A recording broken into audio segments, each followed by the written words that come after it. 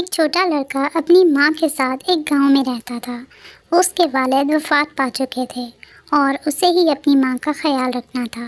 وہ ہر دن کام کی تلاش میں نکلتا اور ماں اس کے لیے کھانا تیار کرتی۔ یہ آج کا دن کیسا گزرے گا؟ کام کی تلاش میں تو ہر دن گزرتا ہے لیکن کچھ فائدہ نہیں ہوتا۔ علی کی ماں کچن میں کھانا تیار کر رہی تھی۔ بیٹا یہ رکھ لو، بھوک لگے گی تو تمہارا کام چل جائے گا۔ سبزی تو ہے نہیں، ہاں پر یہ 7 روٹیاں ہیں، اس سے کچھ گزارا ہو جائے گا۔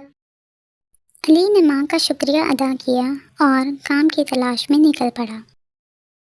علی پورے دن کام کی تلاش میں ادھر ادھر بھٹکتا رہا اور جگہ جگہ کام کے لیے ہاتھ پھیلائے۔ بھائی، کیا آپ کی دکان میں مجھے کوئی کام مل سکے گا؟ نہیں بھائی، فی الحال تو مجھے کسی لڑکے کی ضرورت نہیں ہے۔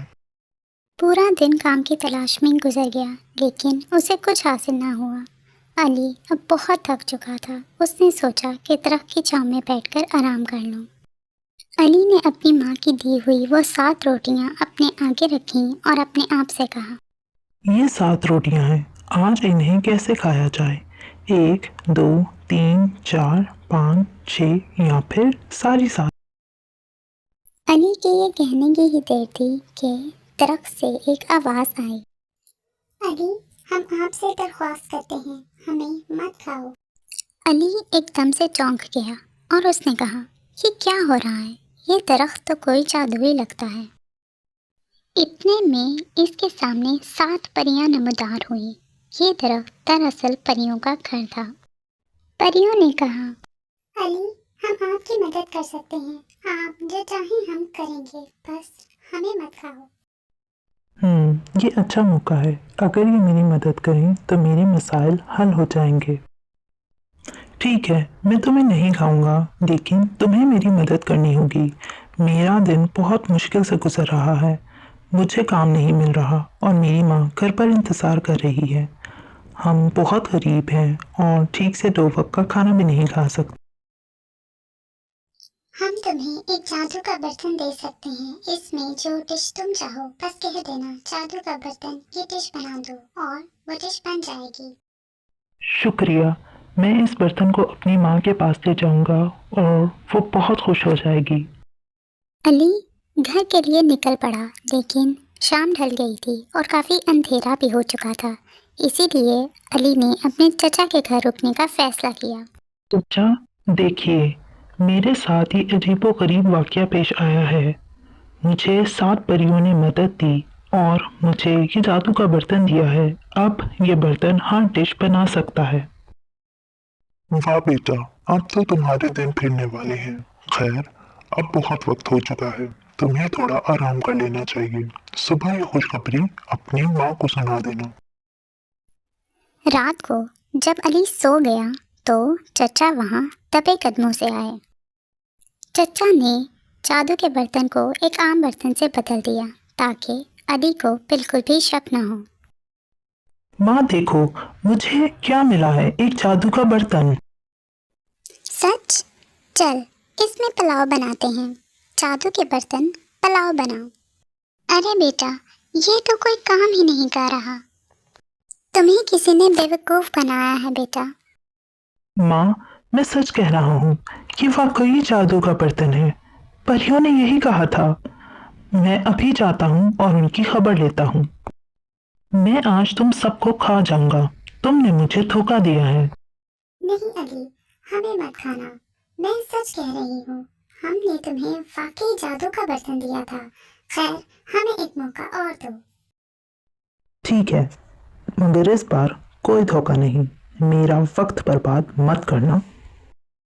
علی یہ لو، یہ مرغی سونے کے انڈے دیتی ہے۔ شاید اس بار یہ کام کچھ کر جائے۔ چچا، اس بار پریوں نے مجھے یہ مرغی دی ہے اور بولا ہے یہ سونے کے انڈے دیتی ہے۔ چلو بیٹا، کیا پتا اس بار ویسا ہی ہو جیسا پریوں نے کہا ہے۔ اب تم زیادہ مت سوچو اور سو جاؤ۔ رات پھر چچا نے سونے کے انڈے دینے والی مرغی کو عام مرغی سے بدل دیا۔ پھر صبح ہوئی اور علی اپنے گھر پہنچا اور ماں سے کہا، ماں देखो मैं आपके लिए क्या लाया हूँ। क्या कहा? सोने के अंडे देने वाली मुर्गी?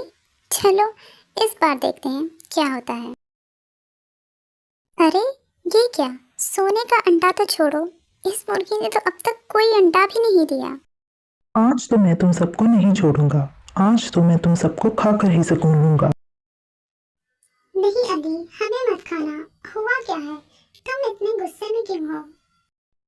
ये जो मुर्गी तुमने मुझे दी है, ये तो आम सी मुर्गी है, ये कोई काम नहीं करती। तुमने मुझे बेवकूफ बनाया है। ये कैसे हो सकता है? तुम मुझे तफसील से बताओ। क्या तुम यहाँ से निकलकर सीधा अपने घर जाते हो? नहीं, मैं यहाँ से अपने चचा के घर जाता हूँ।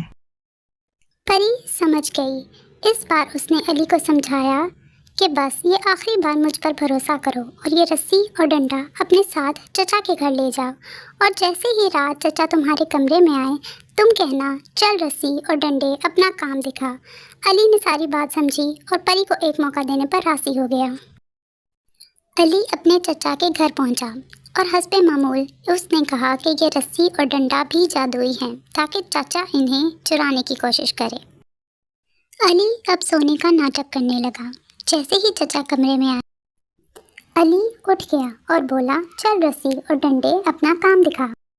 जैसे ही अली ने ये कहा, रस्सी ने चचा को जकड़ लिया और डंडा चचा की धुलाई करने लगा।